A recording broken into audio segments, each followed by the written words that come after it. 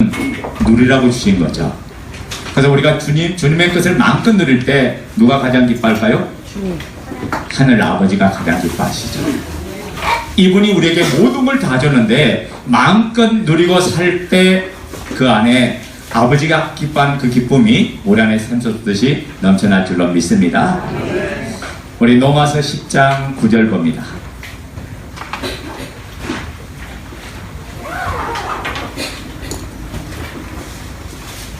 로마서 10장 9절.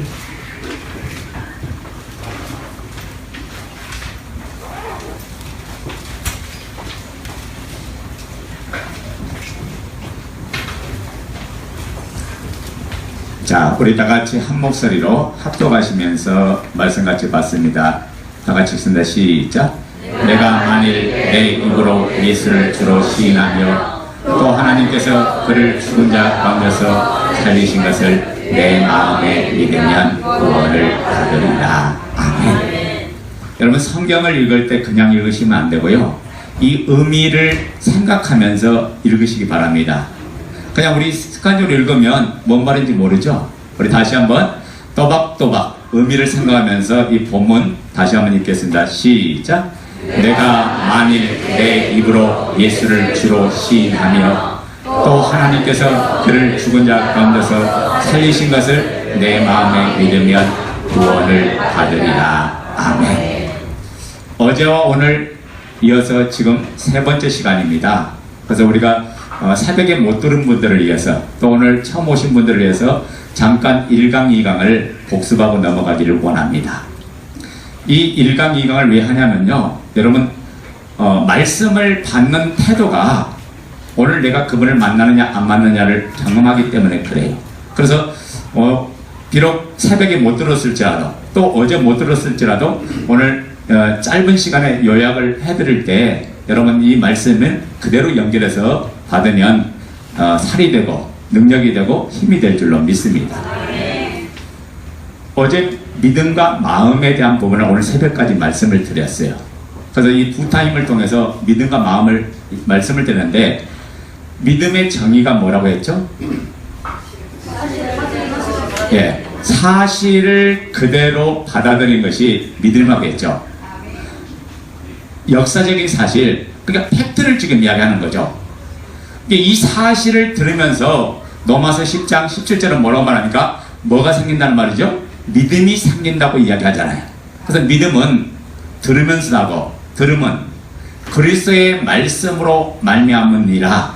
그러니까 우리가 하나님의 말씀을, 그리스도의 말씀을 듣는 그 순간에는 뭐가 생기는 시간이죠? 믿음이 생겨지는 시간이 된다, 그런 말씀이에요. 그러니까 우리가 이제 어제 제가 그 말씀했죠. 마태복음 16장 13절부터 20절 말씀을 가지고 제자들이 너희는 나를 누구라 하느냐 하니까 주는 그리스도시요 살아계신 하나님의 아들이라고 고백했지만은, 이 제자들이 실질적으로는 고백은 그렇게 했지만은 예수를 하나님으로, 이분을 나의 주로 나의 하나님으로 믿지 않았던 거예요. 그러다 보니까 이들의 믿음의 출발이 잘못되다 보니까 모든 사건에 문제가 터지고, 환경에 문제가 터지고, 생활에 문제가 터지고, 또 죽음의 문제가 오니까 오히려 그분을 부인하고 저주하면서 자기의 목숨 살기 위해서 행하는 그런 모습을 보면서, 아, 이것은 믿음이 아니구나. 그래서 믿음의 기반, 믿음의 출발이 잘못되어서 결국 문제가 생긴 거잖아요. 그래서 믿음의 출발이 잘못되면 신앙의 문제가 반드시 생깁니다. 하나님께서 우리에게 복음을 줄 때는 누리라고 주신 거고, 자유하라고 주신 거고, 생명을 얻으라고 주신 거고, 풍성하게 가하라고 주신 거잖아요. 근데 이 모든 것들을 마음껏 누리고 마음껏 자유하는데 못하는 이유가 뭐냐? 믿음의 문제가 있었던 거죠. 그래서 제가 그랬죠. 믿음에는 두 가지 믿음이 있는데, 첫째는 어떤 믿음이 있다? 전제된 믿음이 있다. 자, 전제된 믿음이 어떤 믿음이죠? 이런 거죠. 자, 이 성경은 누구의 말씀이죠? 하나님의 말씀. 이 성경이 하나님의 말씀인가가 증명돼서 믿는 게 아니라 성경 자체는 덮어놓고 하나님 말씀이에요. 그러면 예수 그리스도는 누구예요? 예수 그리스도는 하나님이에요. 이렇게 전제놓고 믿으니까 이 믿음이 평상시에 문제가 없을 때는 괜찮은 것 같아요. 근데 막상 삶의 위기가 오고 생활의 위기가 오고 현실의 문제가 닥치고 죽음의 문제가 닥치니까 이분을 믿고 싶은데 끝까지 이분을 따르고 싶어요. 이분을 끝까지 바라보고 이분을 끝까지 믿고 싶은데 어떤 문제가 생겼습니까? 막상 현실의 문제가 더 커지니까 예수 그리스도가 보이는 게 아니라, 믿음이 보이는 게 아니라 현실이 들어와 보더라고요. 이게 가장 큰 딜레마죠. 여러분, 제자들 보세요. 예수님을 끝까지 따르고 쫓고 싶은 사람이 제자들이에요. 주를 위해 생명을 바치고 싶은 거예요. 그래서 베드로가 뭐라고 말합니까? 예수님께서 십자가의 고난을 받을 것이다, 수만 받을 걸 얘기하니까 베드로가, 주님, 절대 그런 일이 일어나지 않을걸요? 내가 내 생명을 다해서 지키고 내 생명을 다해서 맡겠다고 베드로가 이야기하잖아요. 그렇게 장담했던 이 베드로가 막상 죽음의 문제 보니까 한 방에 무너지고 마는 거죠. 여러분, 제자들보다도 큰 능력을 체험한 사람이 어디 있어요?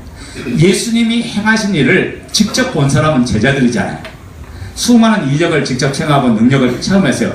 그 현장에서 직접 체험만 했습니까? 예수님께서 제자들 둘씩 짝을 지어서 보낼 때 능력을 주어서 보냈잖아요. 그래서 가는 곳곳마다 예수 이름으로 명령하니까 귀신이 항복을 하고 각종 병든 자가 치유되고 능력을 그렇게 행했던 이 제자들, 이 큰 능력을 받은 그들도 한순간에 막상 죽음의 위기가 오니까, 삶의 위기가 오니까 한순간에 무너지고 말더라는 거죠. 왜 이런 문제가 생겼다고요? 바로 전제된 믿음에다가 신앙의 근거를 두었기 때문에 그렇습니다. 자, 제가 실례 드릴까요? 내가 지금 전혀 모르는 길을 가요. 그 모르는 길을 가는데 갑자기 앞에 안개가 끼어서 전혀 앞을 한 치 앞도 보이지 않아요. 근데 그 길이 구덩이가 있는지, 그 길이 절벽이 있는지, 그 길이 낭떠러기인지 전혀 몰라요. 그러면 여러분, 거기서 한 발짝도 움직일 수 있을까요, 없을까요? 움직일 수 없어요. 왜냐하면 내가 발을 한 발 디딘 것이 낭떠러기라면 그 자리에서 떨어져 죽는 거예요. 그러니까 이것은 뭐냐면 내가 발을 디뎌도 절대 죽지 않아 라는 이런 믿음이 있으면 그 자리는, 거기는 걸어갈 수 있는 거죠. 그 신앙이 그런 거예요. 신앙이 하나님께서 우리에게 줄 때는 모든 사람이 믿을 만한 중고를 주셨다가요. 그 중고를 통해서 믿으라고 주신 거죠. 근데 우리가 그 중고를 통해서 믿지 못하면 우리가 한 방에, 한순간에 무너지고 말죠. 그래서 두 번째 믿음이 있는데 어떤 믿음이 있어요? 확증된 믿음이 있다. 이 확증된 믿음은 어떤 내용이냐면 예수가 하나님의 아들인 것이 증명돼서, 하나님의 아들이심이 증명돼서 믿는 믿음, 이 믿음을 확증된 믿음이라고 말합니다. 자, 성경대로 예언대로 이분이 사람 되어 오셨어요. 하나님이 사람 되어 오셨어요. 오신 이분이 우리의 죄 때문에 십자가에 죽으셨어요. 죽으신 지 3일 만에 그 약속대로 이분이 부활하셨어요.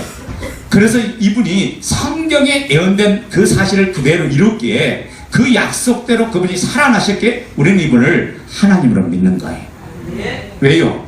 모든 사람이 죽음의 지배를 받잖아요. 사망과 저주의 지배를 받는데 이 죽음의 문제를 이 땅에 있는 모든 인류가 해결해 본 일이 없거든요. 모든 사람이 다 죽음 때문에 인생을 두려워하고 이 죽음의 문제 앞에서 다들 벌벌 떠는 모든 사람들이잖아요. 수많은 이단의 교주들이 자기가 하나님이라고 이야기하지만 결국 이 모든 이단의 교주들도 전부 다 죽습니까, 안 죽습니까? 전부 다 죽잖아요. 그러니까 이 땅의 모든 사람은, 역사 일의 모든 사람은 다 누구의 지배를 받는다? 죽음의 지배를 받아요. 그런데 이 죽음을 이겨버린 분이 있어요.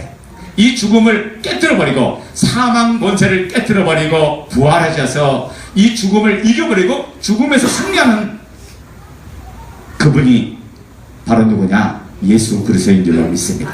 이분이 정확하게 사망을 정복하고 죽음을 이겨버리고 내가 다시 부활했다, 내가 살아났다, 이 모습을 모든 사람에게 보여줬다 해요. 그래서 우리는 이분을 하나님으로 이야기하는 거예요. 모든 해 아래에 있는 인간은 이 죽음의 문제를 해결할 길이 없어요. 다 죽는데 이분만이 살아나셨거든. 이분만이 부활하셨어요. 그래서 우리가 이분을 하나님을 믿는 거죠. 그래서 로마서 1장 4절 보면 3절의 영어로는 죽음 가운데서 부활하여 능력으로 하나님의 아들로 인정되셨으니 곧 우리 주 예수 그리스도시다. 이분이 부활하셔서 누구로 인정받았다? 하나님의 아들로 인정을 받으셨던 거죠. 자 보세요. 예수님을 3년 반 동안 따라다녔어요. 그 제자들 보십시오. 근데 그들은 예수님의 죽음 앞에 다 도망가고 말았어요. 그 이유는 딱 하나예요. 죽음의 문제가 오니까 예수님이 보이는 게 아니라 살라고 그들은 도망갔던 거거든요. 죽음이 두려워서 다 도망갔거든요. 그렇게 큰 능력과 기사와 은사를 체험해서 했음에도 불구하고 이들은 한순간에 도망가고 말았죠. 그런데 제자들이 언제 바뀌었어요? 부활하신 예수님을 만나고 나요. 이분을 만나고 난 후에 죽음의 환경이 와도 굴하지 아니하고 죽음을 이기고 이들은 달려갔던 거거든요. 그 현장에서 옥에 갇히고 핍박을 받고 조롱을 받고 멸시를 받고 박해를 받고 죽음 맞이한다더라도 이들이 전하는 한결같은 메시지가 뭐냐? 예수가 살아나셨다. 이분이 바로 부활하셨다. 이분이 바로 우리의 주가 되시고 이분이 바로 우리의 하나님이시다. 이걸 정확하게 그 이야기를 지금 말씀하잖아요. 그러니까 죽음을 이겨버리고 오히려 그분이 바로 우리의 주인이고 그분이 바로 우리의 하나님인 것을 이 말씀을 하는 거죠. 우리 한번 영상을 하나 보고 오늘 이 밤에 넘어가고자 원합니다. 천정은 자매 영상 한번 보자고요.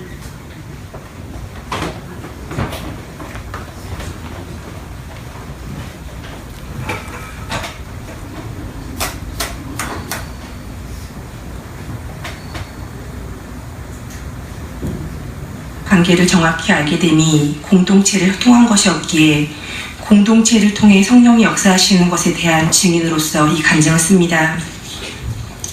제 상태는 구체적으로 오른쪽 가슴에 8cm의 혹과 겨드랑이로 전이된 큰 혹이 있고 허리, 척추, 가슴, 골반 쪽으로 뼈에 전이가 되었고 폐에는 암으로 추정되는 조그만 것들이 보이는 상태였습니다. 약 3주 전에 의사 선생님을 만나 3차까지의 결과를 들었습니다. 선생님께서 기대했던 결과가 나오지 않아서 어떻게 해야 할지 모르겠다 하시며 종양의 크기 변화가 거의 없다고 이미 제일 센 약을 썼는데 안 들었으니 다른 약도 희망이 없는 거였습니다. 기운내라며 애틋한 눈길로 제 등을 쓰다듬어 주셨는데 저는 오히려 웃으면서 괜찮아요 라고 대답했고 정말 괜찮았습니다. 저는 예수님과 확실히 연합이 되었기에 아무 두려움이 없었습니다. 처음에는 예수님의 사랑이 너무 충만해서 그 후에는 진심 어린 회개를 통해 제 신분이 확실해졌기에 암이라는 단어는 선물이요 죽음이라는 단어는 희망으로 바뀌었습니다. 회개 이후 저의 고민은 실은 복음을 전하는 것이었습니다. 지난주부터 이제 기도 시간에 항상 기도를 드리는데 생뚱맞게 연락이 오래전에 끊긴 동생들에 대한 기도가 나오길래 이상하다 싶었는데 연락이 왔어요. 5년 만에. 그래서 이제 뭐 이민을 가야겠다. 여기가 너무 허무하다. 5년 만에 나눈 대화가 그거여서 왜 기도가 나왔는지 알 것 같고 저는 더 이상 그런 게 하나님이 저한테 주신 게 신기한 게 아니기 때문에 이거는 나의 사명이다 싶어서 당장 올려보자고 해서 만났습니다. 근데 첫 전도였지만 잘 되진 않았어요. 근데 다음날 되게 또 신기한 체험을 통해서 그 아이가 회개하겠다는 말을 저한테 했거든요. 그래서 이제 예수님 역시 말도 안 되는 방법으로 역사를 하시길래 저는 근데 그거를 보고 정말 저에게 주어진 시간이 얼마 없나 보다 했고 오로지 복음을 향해 나가야겠다 마음먹었습니다. 어제 수요 예배 때는 치료 방법과 데려러 가시는 날 다 상관없으니 예배를 빠지지 않고 참석할 수 있게 해달라고 기도를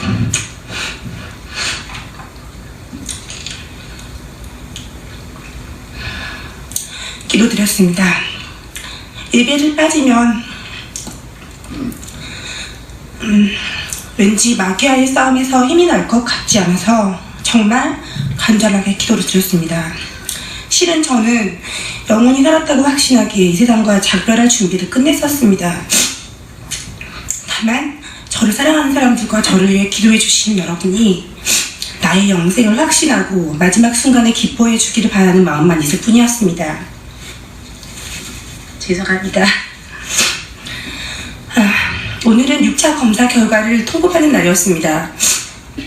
담담하게 들어가서 별 수가 없으니 다른 항암제라도 일단 맞자고 하시거나 더 안 좋은 소리를 듣지 않을까 했는데 선생님께서 제가 앉자마자 하시는 말씀이 항암이 힘들지 않으셨냐고 저는 견딜만 했다고 그랬거든요. 그랬더니 정말 복 받으셨습니다 이렇게 얘기하셨거든요. 그러더니 갑자기 뼈에 있는 게 여기 골반뼈 보이시죠? 이러면서 얘기를 하시는데 솔직히 제가 골반에도 있는지는 몰랐어요.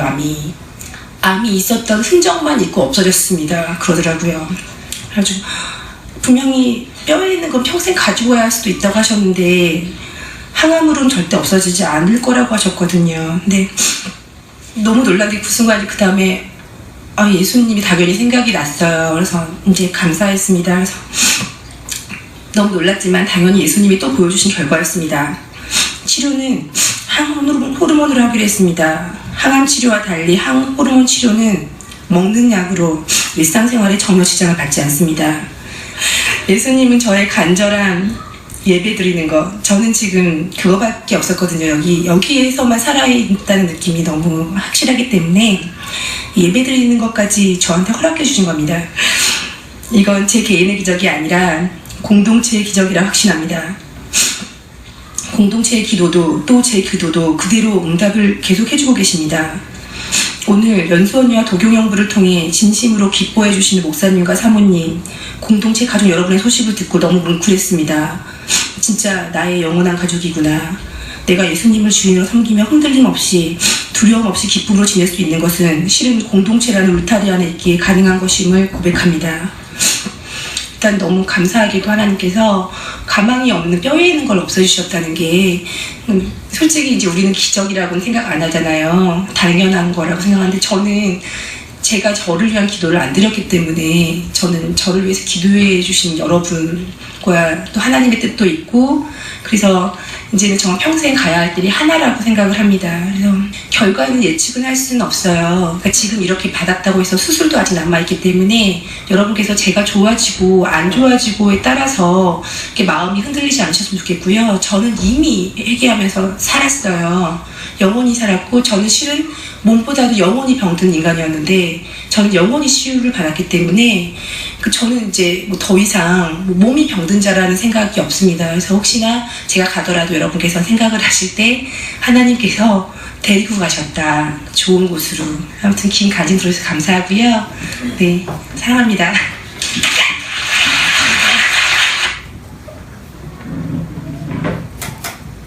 예, 우리가 천정은 자매 영상을 봤는데 이 친구가 예수를 주로 영접한 지 2주 만에 그 암이라는 죽음의 공포를 이겨버리고 지금까지 오늘 현재 이 순간까지 복음을 전하는 위대한 사역자가 돼서 열심히 달려가고 뛰고 있잖아요. 여러분 보세요. 암이 내 인생에 찾아오면 암에게 눌려서 침상에서 병상에서 신음하고 낙심하고 절망하는데 이 친구는 절망하는 게 아니라 오히려 암이 있어도 상관없이 달려나갈 수 있는 건 뭐냐? 영원한 것을 받기 때문에 그래. 예수님을 통해서 영원한 생명을 얻었기 때문에 그래. 그냥 이 친구를 넘어뜨릴 존재가 없는 거죠. 그래서 한결처럼 온몸에 암이 다 퍼졌어요. 지금 언제 하나님께서 생명을 불러갈지는 몰라요. 그런 상태도 끊임없이 복음을 전한 것이 자기의 사명이고 주를 전할 수 있다는 게 최고의 기쁨이고 오히려 하나님 앞에 최고의 영광이라면서 달려가는 이 친구가 바로 누구냐? 초대교회 성도가 이렇게 살았고 오늘날 현재 살아가는 우리의 예수를 주로 믿는 모든 사람은 다 이렇게 살아가는 것이 마땅하는 줄로 믿습니다. 그 당시에 제자들만 이렇게 사는 게 믿음이 아니라 제자들의 믿음이나 초대교회 성도들의 믿음이나 오늘 예수 그리스도를 나의 주로 모신 그 모든 사람의 믿음은 다 동일한 줄로 믿습니다. 이것이 바로 믿음이에요. 그러니까 하나님께서 믿음을 주실 때는 바로 여기서 출발하는 믿음을 주신 거예요. 그분을 주로 믿는 순간부터 우리의 믿음은 0.0001초도 흔들리지 않는 우리의 믿음을 넘어뜨리지 못한 그 믿음을 하나님은 저와 여러분들에게 주신 줄로 믿습니다. 그래서 우리가 예수를 주로 믿으면 그때부터 우리 인생이 달라지는 거예요. 이게 어제 제가 이제 저녁에 말씀을 드렸고요. 오늘 새벽에 이런 말씀 드렸죠.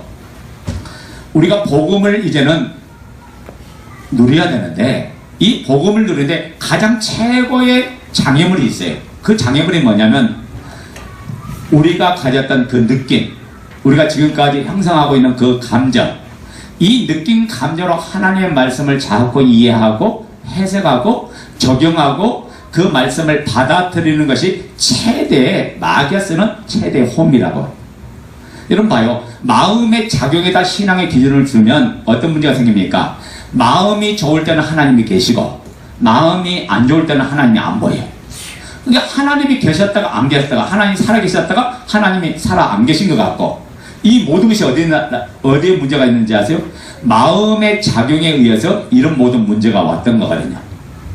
그러니까 우리가 마음에 내가 주인된 이 마음으로 하나님의 말씀을 접근하려고 하면 그 말씀을 절대로 이해가 안 돼요. 왜 그렇습니까? 내 마음의 기준이 되면 내 마음이 동의한 만큼, 내 마음이 받아들인 만큼, 내 마음이 이해한 만큼만 그 말씀에 아멘하고 따라가는 거예요.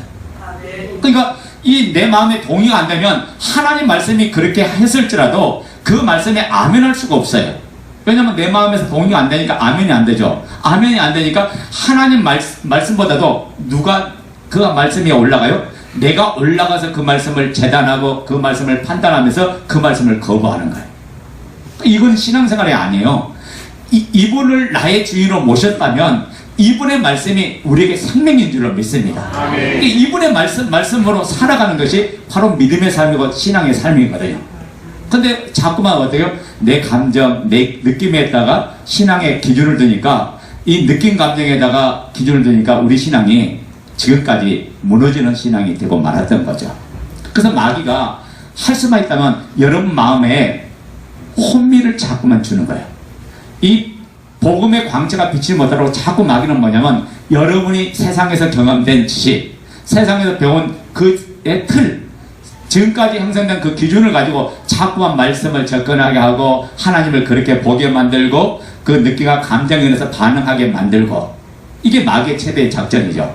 그래서 우리가 아마 패션 오브 크라이스트를 아마 안 보신 분은 없을 거예요.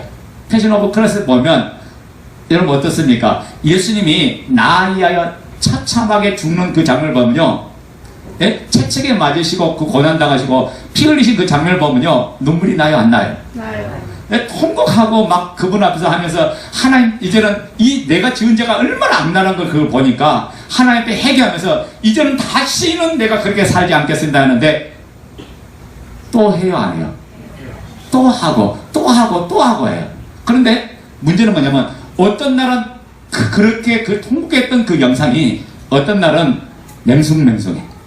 아무런 반응이 없던 거예요. 왜 그렇게 된 걸까요? 마음에다 기준을 뒀기 때문에. 내 마음의 상태에 따라서 하나님이 계셨다 안 계셨다 하는 이런 것은 신앙이 아니라는 걸 지금 이야기하는 거예요. 그러니까 여기다 하면 마귀가 주는 그 놀이터에서 오늘 우리를 조롱하고 우리를 끌고 다니면서 우리를 막 이제 희롱하는 거죠. 이게 악한 영 마귀의 역사라는 거죠. 그래서 마음의 작용으로 믿는 것이 아니라 팩트, 즉 이분이 하신 말씀이 사실이 아니냐, 이분이 정말 부활하셨냐 안 부활하셨냐, 부활하셨냐, 부활하셨으면 이분은 하나님이잖아요. 이분이 성경대로 예언을 이뤘으면 하나님이잖아요. 이 사실 앞에 우리가 낮은 마음을 가지고 그 사실 앞에 반응해 나갈 때, 그때 성령께서 여러분의 마음을 여시고 성령께서 그 말씀으로 들어오셔서 여러분에게 학적을 주고 누림의 역사를 주실 줄로 믿습니다. 그래서 여러분 오늘 영상을 보고 우리가 이제 설교 말씀을 듣고, 또 때로는 간증문을 우리가 또 때로는 같이 함께 우리가 듣고 그럴 텐데, 중요한 뭐냐면 여러분 우리가 이 말씀 모든 것들은 간증이나 영상이나 설교나 모든 말씀은 하나님의 음성이라고요. 자, 따라서 합니다. 간증과 설교와 영상은 하나님의 음성이다. 그러니까 우리가 그 부분을 볼 때 뭘 느끼게 됩니까? 우리가 영상을 볼 때도 마찬가지예요. 그 사람의 입장에서 들어가서 보면 안 보이는 게 보여요. 뭐가 보일까요? 이 사람이 어떤 마음을 가졌고 어떤 상태가 됐고 어떤 절실함이 있고 어떤 간절함을 가졌을 때 하나님이 만나 주셨는가, 그리고 그가 얼마나 사모했는가. 그 모든 것이 내 것이 되면 그 현장이 내가 동일하게, 그 사람과 동일하게 하나님을 만나는 놀라운 현장이 될 줄로 믿습니다. 이게 하나님의 방법이에요. 우리가 말씀을 들을 때 마찬가지예요. 그래서 제가 새벽에 그랬죠. 말씀을 들을 때 어떤 마음으로 들어라? 사모하는 마음을 드는데 어떻게 들어라? 사도행전 10장 33절에 하나님 앞에서 들어라. 자, 봐요. 이방 백부장 고넬료가 베드로라는 주의 종을 초청해서 말씀을 듣는데 어떤 마음으로 들었어요? 베드로 앞에 뭐라고 말합니까? 이 고넬료가 우리가 다 하나님 앞에 섰사오니 말씀하여 주옵소서, 이렇게 말했잖아요. 아멘. 분명히 베드로 앞인데 뭐라고 말합니까? 하나님 앞에서 듣겠다고 이야기했어요. 사람의 말로 받지 않고 당신의 입에서 선포된 그 말씀, 베드로라는 그 종의 입에서 선포된 그 말씀을 하나님의 말씀으로 받겠습니다. 아멘. 라고 했더니 어떤 역사가 일어났어요? 사도행전 10장 44절에 성령이 듣는 사람이 그대로 임해 버렸습니다. 아멘. 아멘. 그래서 온 가족이 구원 얻고 온 가족이 생명 얻는 역사가 일어났단 말이에요. 아멘. 그러니까 여러분, 말씀을 듣는 시간에는 무슨 시간? 생명을 얻는 시간. 아멘. 말씀을 그래서 듣는 영적인 태도가 오늘 여러분의 인생을 갖고 모든 삶을 다 바꾸는 줄로 믿습니다. 아멘. 그래서 우리가 하나 더 말씀드리자면, 여러분, 이 여러분의 신앙이 분명하고 선명해지는 비결이 있어요. 그건 뭐냐면, 이렇게 선포된 말씀에 반응해서 하나님이 나에게 뭘 말씀하는가, 뭘 비춰주시는가를 여러분 기록해 놨다가 이것을 간증으로 기록할 때 어떤 역사가 일어난지 아세요? 말씀을 듣는 시간에 깨닫는 걸 기록하잖아요. 기록하는 거로 끝난 게 아니라 그것을 정리해서 또 간증으로 기록하면 기록하면서 또 내 마음에 새겨지고, 내 마음에 새겨짐과 동시에 하나님께서 또 비춰줘서 더 큰 것을, 말씀을 들을 때마다 더 큰 것을 깨달아버려요. 아멘. 그래서 이 간증을 기록하면서 이 말씀이 내 속에 들어와서 심령골수에 박히고, 그리고 내게 뭐가 되고 능력이 되고, 내게 이 말씀이 나를 양육시켜버려요. 나를 성장시켜버린다고요. 아멘. 그러니까 우리가 그 말씀을 내가 간증 기록하는 것은 간증을 기록하는 걸로 끝난 게 아니라, 이 간증 기록 자체가 뭐냐면 하나님께서 나를 양육시켜주고 있는 거예요. 믿음으로 세상을 누리도록, 세상에서 승리하도록, 세상을 이기도록 하나님께서 지금 양육을 시켜주는 시간이다. 그러니까 이 시간은 무슨 시간이요? 축복의 시간이죠. 그러니까 여러분이 간증을 기록하는 자체는요, 지금 내가 하나님 앞에 복을 받는 시간이에요. 우리가 사도행전 3장 26절에 보면 하나님께서 주의 종을 세우신 목적이 나와요. 우리 한번 봅시다. 사도행전 3장 26절. 자, 다 같이 읽어요. 하나님이 그 종을 세워 복 주시려고 너에게 먼저 보내사 너희로 하여금 돌이켜 각각 그 악함을 버리게 하셨느니라. 하나님이 그 종을 세워서 뭐 주려고? 복 주시게 하려고. 그래서 너희에게 먼저 보내주었다가요. 그러니까 자 봐요. 목사님의 말씀을 잘 순종하면 뭐 받는다? 복 받는다. 목사님이 뭐 이상한 거 가르칩니까? 잘못된 거 가르칩니까? 아니에요. 여러분들을 복받게 하려고, 누리게 살게 하려고, 하나님의 은혜 속에서 모든 것을 누리게 하려고 하나님께서 목사님을 세워주셨다고요. 그러니까 목회자의 말을 잘 들으면 여러분 복을 받는 거예요. 복을 누리는 거예요. 그래서 목회자가 때로는 뭐예요? 너의 악함을 뭐하게 하려고? 돌이켜 한다. 그래서 때로는 책망하고, 때로는 권면하고, 때로는 세우면서 그 사람을 하여금 진리의 길을 따라가고 사명의 길을 따라가게 만드는 것이 바로 목사의 사명인 줄로 믿습니다. 그래서 여러분, 간증은 누가 먼저 기록한지 아세요? 물론 이제 구약에도 나오지만 우리 신약 한번 볼까요? 갈라디아서 2장 1절 2절 한번 보자고요. 바울이요, 예루살렘 교회에 복음을 전한 사건들을 기록해서 제출을 했어요. 갈라디아서 2장 1절 2절.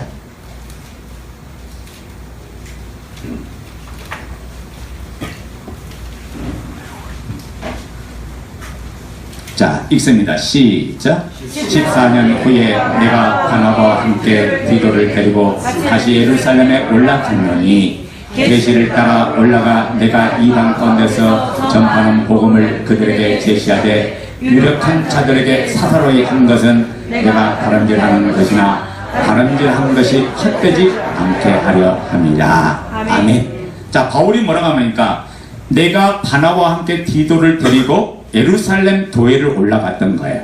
이 예루살렘 교회를 올라가서 즉 자기가 이방인 가운데 복음을 전한 그 사건들을 정확하게 기록해서 그것을 예루살렘 교회에다가 제출을 한 거예요. 한마디로 예루살렘 교회에 지금 뭘 받은 거예요? 검증을 받은 거예요. 내가 가는 곳마다 이렇게 교회를 세웠고 이렇게 복음을 전했더니 어떤 역사가 일어났습니다. 하나님이 이런 일을 했습니다. 이걸 그대로 보고하면서 그걸 간증문을 기록해서 제출하면서 예루살렘 교회 당시에 검증을 받았다고요.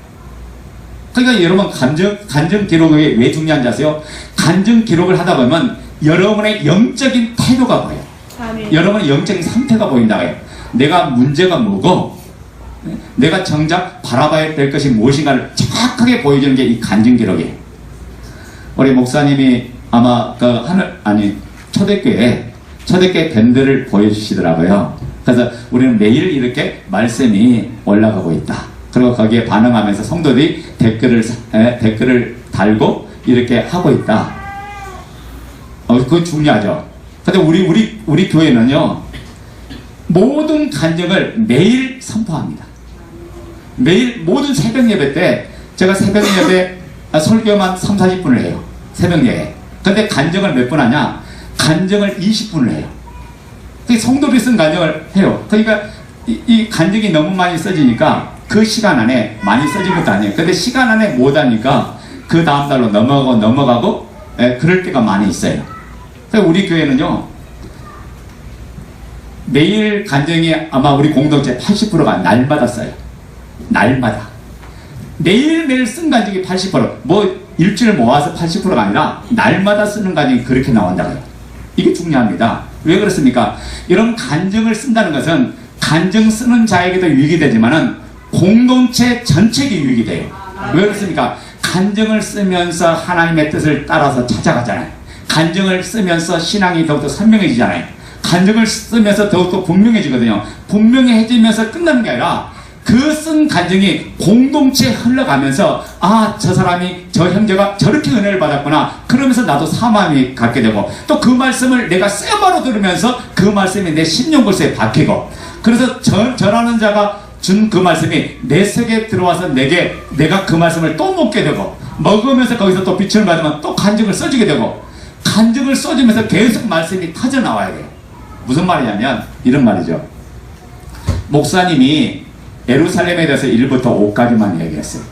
그런데 간증을 쓰는 사람이 말씀을 계속 받으면서 쓰다 보니까 1부터 목사님은 5까지밖에 이야기하는데 간증 쓰는 사람이 6이나 7을 써주는 거예요. 이게 성령의 역사예요. 그런데 6, 7을 써준 것이 공동체 안에 선포가 됐더니 그 말씀을 받은 사람이 또 더해서 8, 9가 터져나와. 그러니까 공동체 전체가 하나님의 메시지가 성령의 음성이 공동체 전체에 다 이렇게 증거되니까 이 말씀을 같이 읽고 같이 받으면서 같이 회개가 터지고 같이 성장하고 같이 자라가는 놀라운 역사가 일어나요. 이게 바로 하나님이 저와 여러분들을 양육하는 방법인 줄로 믿습니다. 그래서 우리가 잘 아는 춘천 한마음교회, 이 춘천 한마음교회가요 뭐 성경 공부 따로 없어요. 춘천 한마음교회가 성장은 딱 하나예요. 뭔지 아세요? 새벽 기도. 이 새벽 기도와 또 하나는 뭐냐면 간증입니다. 이 간증을 통해서 성도들이 거기에 자기의 영적인 상태를 써요. 때로는요 부부가 싸우고도 싸워. 그게 누구 유명한 무 집사가 싸운 거. 그래서 싸운 거를 이렇게 써줘요. 네? 써주면 뭐 하려고 쓸까요? 허물 때문에 씁니까? 아니에요. 공동체 전체는 악한 영 마귀가 이 가정에 어떻게 침례해 오는구나, 무엇으로 분쟁해 오는구나, 이걸 깨달으니까 공동체 전체가요 함께 기도하는 거야. 함께. 그러니까 이 공동체 전체가 서로 간증을 오픈하기 시작하면요 너건 나건한 허물이 사라져버려요. 제가 이제 공동체 새벽 기도를 우리가 이제 전화로 하다 보니까 어떤 일이 생기냐면 이제 외부에서 이제 전화로 함께 이 예배를 드려달라고 하는 분들이 있더라고요. 그렇게 하다 보니까 예부에서 원문을 받다 보니까 한 30명 이상이 들어오는 거예요. 예부에서. 그러니까 이제 이분들이 우리와 더불어서 함께 간증문을 읽고 간증문을 받으면서 어떤 역사가 일어나요? 도전이 되잖아요. 간증문을 듣고 받으면서 도전이 되거든요. 그거 은혜를 받고. 그러니까 그러면서 자기들도 간증을 써요. 저는 꼭 조건이 뭐냐면 간증문 무조건 한 편씩 써줘야 됩니다. 안 써주면 탈락합니다. 제가 그렇게 해요. 그런데 이분들이 간증을 쓰는데, 그런데 이제 이렇게 하다 보니까 어떤 문제가 생기냐면 공동체에 한 문제가 생겼어요. 어떤 문제가 생기냐면 간증문을 쓰다 보니까 이제 외부에 있는 사람들이 자기 거를 듣잖아요. 그럼 우리가 신앙이 그냥 치고 나가면 되는데 가다가 보면 마귀가 주는 유혹이 있잖아요. 그죠? 내가 육신의 소에게 한 그 유혹에서 잠깐 속아 넘어가잖아요. 속아 넘어가다 보니까 거기다 바닥 넘어지네. 넘어지는 간증을 쓰려고 하니까 공동체 안에서는 오픈이 되는데 공동체 밖에 있는 사람이 같이 들어와서 보니까 그때부터 성도들이 뭐하냐면 오픈을 안 하는 거예요. 간증문을 그렇게 자기 상태를 오픈하더니 그 다음부터 오픈을 안 해요. 그래서 제가 이러다가 우리 공동체가 문제가 되겠다. 외부 사람이 중요한 게 아니라, 그래서 제가 전화를 했어요. 전화를 해서 외부에 하신 분들을 다 양해를 구해서 이분들을 다 퇴출시켰어요. 그리고 우리 공동체만 이렇게 또 다시 새벽을 하다 보니까 우리 공동체가 거기에 따라서 반응하면서 써주고 공동체 함께 하잖아요. 그러니까 뭐예요? 이 공동체랑은요, 너의 허물은 따라합니다. 너의 허물은 나의 허물이요. 너의 아픔은 나의 아픔이요. 너의 고통은 나의 고통이요. 공동체 전체가 오픈하고 쓰는 순간부터 이제는 뭐가 되냐면요, 진짜 가족이 되는 거예요. 아멘. 이 가족이 무슨 가족? 하늘 가족. 하늘 가족. 이 하늘 가족으로 인해서 우리는 살아가는 거예요. 아멘. 이 가족으로 살아가요. 그래서 제가 이제 이 간증을 쓰게 하기 위해서 주일날 우리 맨 처음에 이제 제가 부활복음을 받아서 이게 선포할 때 어떻게 했냐면 예배 끝나잖아요. A4 용지 하나씩 다 나눠줬어요. 그리고 나서 그날 말씀 받은 거 깨달은 걸 썼어요. 깨달은 걸 쓰잖아요. 쓰고 나서 그 말씀을 함께 나누는 거예요. 함께 나누면서 발표해주고. 그럼 어떤 거 보면 우리 이제 오늘 새벽에 왔던 우리 일꾼 자매가 그런 얘기 하더라고. 뭔 얘기 하냐면 첫 장계 때 자기가 쓴 간증을 보니까 이게 웃기지도 않은데 내가 이렇게 썼나. 그게 한마디로 말도 그렇고 표현도 그렇고 뭐 글도 문장도 그렇고 한마디로 자기가 그렇더라는 거예요. 근데 성장에서 보니까 그런 거예요. 제가 우리 초창기 때 처음부터 나왔던 간증을요, 작년 7월까지는 우리 카페에다 다 올려놨어요. 우리 성도들이. 근데 작년 7월달부터 올 지금 7월까지 1년치는 안 올려놨어요. 안 올리려고 이제 우리도 밴드로 돌렸거든요. 밴드로 돌렸는데 이 간증문 자체가요, 그런 거예요. 그러니까 이 간증문은 왜 중요한지 아세요? 자, 보세요. 목사님이 보통 어떤 목회를 합니까? 신방 목회를 하자. 그죠? 신방 목회를 하잖아요. 왜? 그 사람을 만나서 문제를 해결해주고 상담을 해주고 그래가면서 그 사람 한 사람 한 사람을 세우는 목회를 하는데, 이런 공동체 안에 간증이 터지고 간증문이 써지면 신방 목회가 필요 없는 거예요. 왜 그렇습니까? 늘 말씀을 통해서, 늘 간증문을 통해서 만나잖아요. 만나서 서로 영적인 상태가 오픈되다 보니까 상대방을 케어해야 하고 상대방을 세워야 될 것이 정확하게 보이잖아요. 그러니까 이 만남 자체가 어떻게 됩니까? 하나님의 음성을 듣고 그 한 사람 한 사람을 세워주고 권면하고. 그래서 누가 연약한 자가 있으면 때로는 목회자가 안 가도요, 일꾼이나 먼저 복음을 깨달은 사람이 가서 또 교제해주고, 그리고 함께 나눠주면서 그 사람을 세우고 그 사람을 살려버려요. 그 사람을 세우고 같이 살려니까 어떻게 해요? 공동체 전체가 어떤 일이 벌어집니까? 함께 앉으면 다 함께 앉는 거예요. 그러니까 어떻게 해요? 한 사람이 넘어지면 공동체 전체가 넘어지는 거예요. 한 사람이 틈을 주면 공동체 전체 틈을 주는 거예요. 우리 이런 생각을 갖잖아요. 뭐 나 하나 안 쓰면 어떨까? 그죠? 아이, 오늘 피곤한데 쉬지. 오늘 피곤한데 나 쓰지 말지. 근데 여러분, 나 하나 안 쓰는 것이 공동체 전체를 멈추게 한다는 사실을 여러분 아셔야 돼요. 왜? 우리는 어떤 사람이요? 함께 가야 될 사람이잖아요. 함께 나가야 될 사람이에요. 한 몸, 한 생명이에요. 그러니까 봐요. 자, 보세요. 오늘 제가 손의 역할을 손이 역할을 잘했기에 맛있는 밥을 먹었어요, 저녁에. 만약에 손이 역할을 제대로 못하면 밥을 먹을까요, 못할까요? 밥을 못 먹는 거예요. 밥을 못 먹으면 몸 안에 영양이 공급이 안 되고 힘이 공급이 안 되니까 이 육체가 정상적인 힘을 발휘할 수가 없는 거죠. 마찬가지예요. 여러분 한 사람이 예수 그리스도를 머리로, 이분이 여러분의 교회의 머리가 되시고 우리는 그분의 뭐가 되냐? 몸이 된 거예요. 그래서 각각 지체가 서로 연락하고 상합해서 그리스도와 더불어 한 몸을 이룬 상태예요. 그러니까 자, 각각 은사에 따라서 어떤 이는 손의 역할, 어떤 이는 발의 역할, 어떤 이는 눈의 역할, 각각 역할이 각각 다를 뿐이지 예수 그리스도가 머리가 되시고 우리는 이분이 말씀하는 대로 모든 몸이 거기에 반응해서 움직여 할 때 가장 건강한 몸이 되는 거예요. 그리고 이분과 함께 가기 때문에 항상 이분의 생명으로 삶을 살아가는 자가 되는 거죠.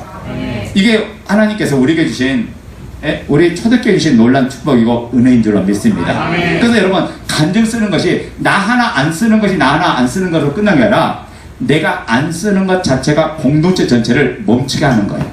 그래서 제가 항상 우리 교회들에게 그런 이야기해요. 뭔지 아세요? 교회 안에 보면 아, 참 저 사람 은사가 많네, 저 사람 달란트가 너무 많네 라고 하는 몇몇 사람들이 있잖아요. 그런데 공동체는 그게 아니에요. 그 몇몇 특정한 사람이 100m, 200m, 300m 먼저 치고 나간다 할지라도요, 이 먼저 치고 나간 사람이 중요한 게 아니라 공동체 전체가 100m를 안 가도 1m만 가더라도 함께 나가는 것이 더 귀하다고요.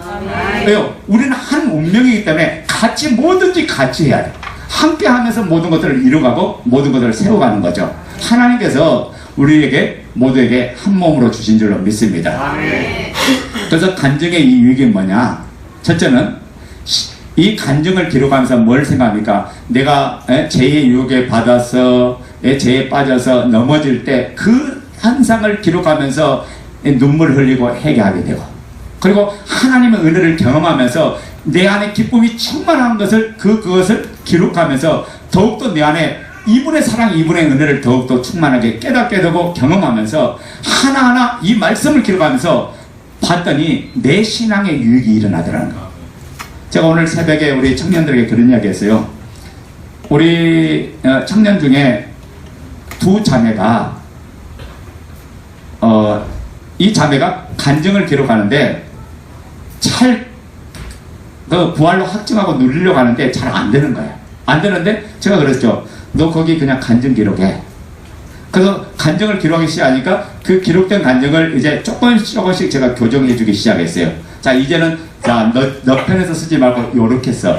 너가 하나님이 너에게 뭘 말씀한가 이렇게 써봐라. 이렇게 조금씩 교정하다 보니까 이 친구가요, 어느 날 간증을 기록하다가요, 하나님 말씀이 십자가 그대로서 되어버렸네.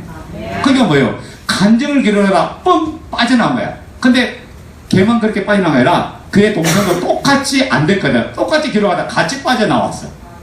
그게 간증을 쓰다가 실제가 되고요, 말씀을 듣다가도 실제가 되고, 영상을 보다가도 실제가 되고, 교제를 하다가도 실제가 되고, 모든 시간이 하나님을 만나는 시간으로 주신 거다.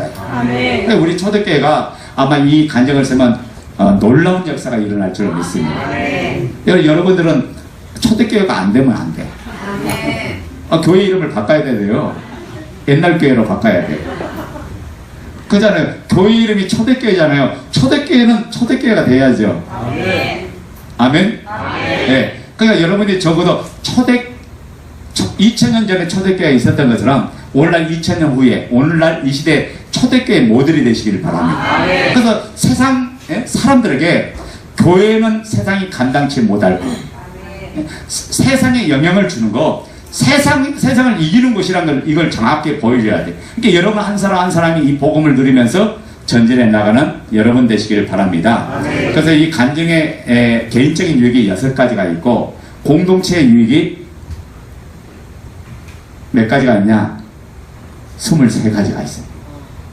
간증을 기록할 때 어떤 역사가 일어나는가 23가지가 있어요. 자, 오늘 이 소개를 하려고 한 게 아닌데 여러분 모두 다 간증을 쓰시기 바랍니다.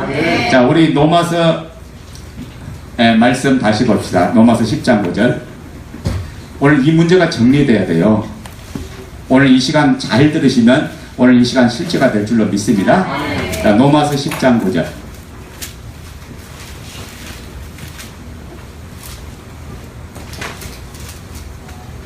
구절 말씀 다 같이 읽습니다. 시작. 너가 만일 내 입으로 예수를 주로 시인하며 또 하나님께서 그를 죽은 자 가운데서 살리신 것을 내 마음에 믿으면 구원을 얻는다. 아멘. 여러분, 구원은 믿음으로 받는 줄로 믿습니다. 에베소서 2장 8절에 뭐라고 말합니까? 너희는 그 은혜에 의하여 믿음으로 말미암아 구원을 받았나니. 그러니까 그 은혜, 예수 그리스도 그분의 은혜로 인해서 우리가 뭘 받았어요? 믿음의 그 은혜에 의하여 믿음을 선물로 받아서 구원을 받았다고 이야기합니다. 그렇죠? 이것이 너에게 난 것이 아니요 하나님의 선물이다. 그것이 에베소 2장 8절이죠. 다시 한번 읽어봅시다. 시작. 너희는 그 은혜에 의하여 믿음으로 말미암아 구원을 받았으니 이것은 너희에게서 난 것이 아니요 하나님의 선물이다. 아멘. 전적인 하나님의 은혜로 뭘 선물 받았다는 거죠? 믿음을 선물로 받아서 구원을 받은 사람이 됐던 거죠. 그러니까 그 은혜로 우리에게 주어진 게 뭐예요? 믿음이잖아요. 믿음. 이 믿음으로 말미암아 구원을 얻었어요. 이것 자체는 하나님의 100% 선물인 줄로 믿습니다. 그러니까 구원을 우리가 무슨 의로운 행위를 하고 열심히 봉사하고 열심히 헌신하고 뭐 성경 많이 읽고 그래서 구원 얻은 게 아니라 하나님의 은혜로 여러분 우리 모두가 구원 얻은 줄로 믿습니다. 이 모두가 전적인 선물이라고요. 그래서 이 구원 얻는 이 부분에 대해서는 우리가 자랑할 것이 없다라고 지금 이야기하는 거예요. 이 에베소 교회를 향해서, 에베소서는 교회론을 얘기하는데 에베소 교회를 향해서 그 이야기하는 거예요. 너희들이 구원 얻은 거 그거 전적인 하나님의 은혜야. 믿음을 선물로 받아서 너희가 구원을 얻은 거야. 지금 이걸 사도 바울이 지금 이걸 이야기해 주고 있는 거죠. 그러니까 내 것이 1%도 없는 100% 하나님의 완전한 선물로 구원을 얻은 거죠. 이게 이 구원은 우리가 의심할 수가 없는 거예요. 그래서 예수를 믿으면 구원을 받는다는 이신득이 사상, 이게 조금 더 양보할 수 없는 진리죠. 그런데 여기서 우리가 강조하지 말아야 되고 기억해야 될 것이 있습니다. 그것은 뭐냐면, 그런데 문제는 예수를 내가 믿는다고 할 때 무엇을 믿는가? 무엇을 내가 믿고 있느냐? 이것이 바르게 되지 않으면 신앙은 한순간에 와르르 무너지고 만다고요. 제가 조금 전에 그랬죠. 전제된 믿음이냐 확증된 믿음이냐, 그 이야기를 조금 전에 제가 말씀드렸잖아요. 그러니까 믿음의 출발이 어디서 나오느냐? 믿음은 전적인 하나님의 은혜고 하나님의 선물인데, 하나님의 은혜로 그 믿음이 주어졌는데 그 믿음을 받았는데 그 믿음의 내용이 뭐냐 이거예요. 어떤 믿음이냐, 그 믿음의 내용이 무엇이냐, 여기에 따라서 모든 것들이 신앙이 결정된다는 걸 지금 이야기하는 거예요. 우리 고린도후서 13장 5절 한번 봅시다.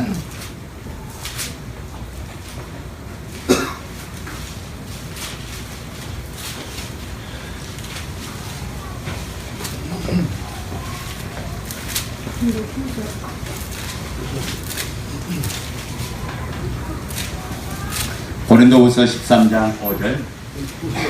고린도후서, 전서 말고 후서.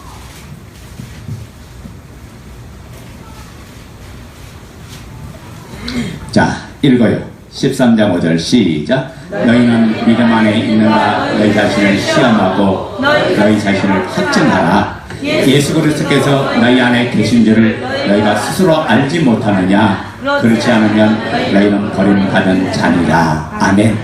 지금 사도 바울이 고린도 교회를 향하여 뭐라고 말하니까, 너희는 믿음 안에, 인페이스, 이분 안에, 이 믿음이라는 동네 안에, 내가 믿음 안에, 이분 안에 지금 삶을 살고 있는가? 너희 자신을 뭐하고? 시험해보고, 그 다음에 너희 자신의 이 확증, 확실한 증거를 가지라는 거예요. 아, 내가 지금 믿음 안에 살고 있구나. 이 확실한 증거를 가지라는 거예요. 만약 이 증거가 없으면 어떤 역사가 일어나요? 예수 그리스도께서 너희 안에 계신 줄을 너희가 스스로 알지 못하냐? 그러면 어떤 자가 된다? 너희는 버림받은 자다. 이건 무서운 말씀이에요. 그러니까 내가 이분이 주신 믿음을 안 가지면 내가 아무리 믿습니다, 내가 아무리 믿는다고 해도 이건 참된 믿음이 아니야. 그러니까 믿음 자체가 하나님이 주신 건데, 하나님 주신 선물이면, 자, 그 선물을 가졌다면 우리도 동일한 그 믿음이 있는 줄로 믿습니다. 아멘. 그러니까 여기서 이제 우리가 봐야 돼요. 너희가 믿음 안에 있는지 자신을 시험하고 확정하라 했죠. 그러니까 내가 믿음으로 살고 있는지, 아니면 감정으로 살고 있는지, 아니면 느낌으로 살고 있는지, 지금 이거 확인하라는 거예요. 아멘. 자, 봐요. 지금 내가 믿음을 받았다면 내가 뭘로 살아야 돼? 믿음으로. 믿음으로 살아야 된다 그 말이에요. 근데 우리는 자꾸 뭘로 살아요? 감정. 감정으로 살잖아요. 분위기로, 감정으로, 느낌으로, 이걸로 삶을 산다. 그러니까 여기서 우리의 신앙의 상태가 결정된다 그 말이에요. 이해됩니까? 아멘. 이게 주님께서 우리에게 주실 때는, 그 믿음을 줄 때는 완전한 걸 줄까요? 부족한 걸 줄까요? 완전한 거. 완전한 걸 주시죠. 0.1%도 부족하지 않는 거, 그걸 하나님 주신다고요. 자, 하나님 우리에게 주실 때, 너는 보니까 내가 못났어, 그래서 내가 50%만 줄게. 너 50% 열심히 노력해서 만들어서 그거 누려봐.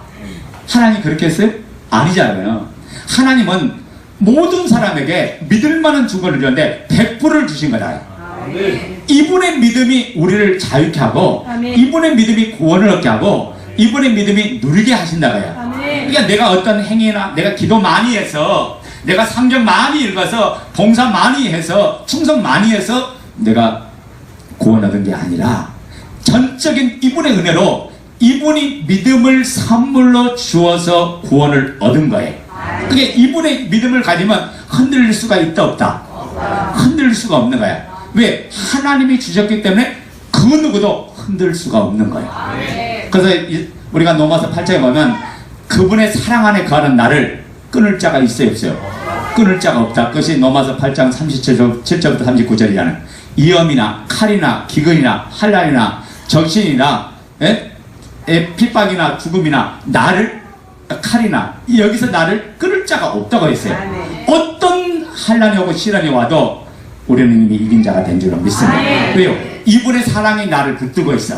이분의 믿음이 나를 붙잡고 있어요. 그러니까 우리는 넘어지는 것 같아도 우리는 이긴 자고, 우리는 환경이 있다 할지라도 우리는 승리하는 자고, 이미 이기고 누리는 자인 줄로 믿습니다. 이 전능하신 하나님께서 우리에게 믿음을 주셨어요. 그러면 내 안에 이 믿음이 있으면 흔들릴 리가 없죠. 그렇죠? 근데 왜 우리는 환경 따라, 현실 따라 자꾸만 왔다 갔다 흔들릴까요? 이게 좀 지금 문제잖아요. 여러분 보세요. 구원은 믿음으로 받지만은 그 믿음의 내용, 어떤 믿음인가가 중요하다고요. 내가 어떤 믿음을 가졌는가, 이 믿음을 가진 것을 알 때 비로소 그때는 그 믿음의 효력과 능력이 나타날 줄로 믿습니다. 그게 그 믿음은 뭐예요? 예수를 주로 믿는다는 것이에요. 그게 믿음은 뭐예요? 이분이 나를 위해서 십자가에 죽으시고 3일 만에 부활하셔서 나의 주가 되고 나의 하나님이 되셨다. 이분이 나의 하나님이 되셨다. 나는 이분을 나의 주로, 나의 하나님으로 믿는다. 이것을 바로 믿음이라고 이야기하는 거예요. 아멘. 그래서 믿음의 시작은 뭐냐? 믿음의 내용은 뭐냐? 예수가 나의 주인이고, 아멘. 이분이 나의 하나님이시다. 이 고백이 바로 믿음의 시작이고 믿음의 출발인 줄로 믿습니다. 그래서 이 고백에 음부의 권세가 이게 뭔 얘기예요? 그래서 마태복음 16장 18절 이하에 보면 뭐라고 말하니까, 베드로의 그 신앙 고백에 뭐라고 말하니까, 음부의, 자 우리 18절 읽읍시다. 시작. 또 내가 너에게 이르노니 너는 베드로라. 내가 이 반석 위에 내 교회를 세우리니 음부의 권세가 이기지 못하리라. 네. 자, 음부의 권세, 지옥 권세, 이 사망 권세가 이기지 못한다고요. 왜요? 이 고백이에 뭘 세우겠다는 거예요? 교회를 세우겠다. 교회는 그리스도의 몸이잖아요. 그러니까 이 교회를 무너뜨릴 자가 없다. 다시 말하면 여러분, 이 믿음으로 출발하는 한 우리는 항상 이긴 자인 줄로 믿습니다. 우리는 항상 승리자예요. 우리는 항상 누리는 자인 줄로 믿습니다. 그러니까 우리가 신앙생활을 하는 사람들, 교회 다니는 사람들은 누구나 예수를 믿는다고 얘기하잖아요. 그러면서 예수님이 십자가에 달려 돌아가시고 부활하신 이 사건을 나는 믿는다. 그리고 이분이 피 흘려서 내 죄가 사함받았다는 걸 나는 믿는다.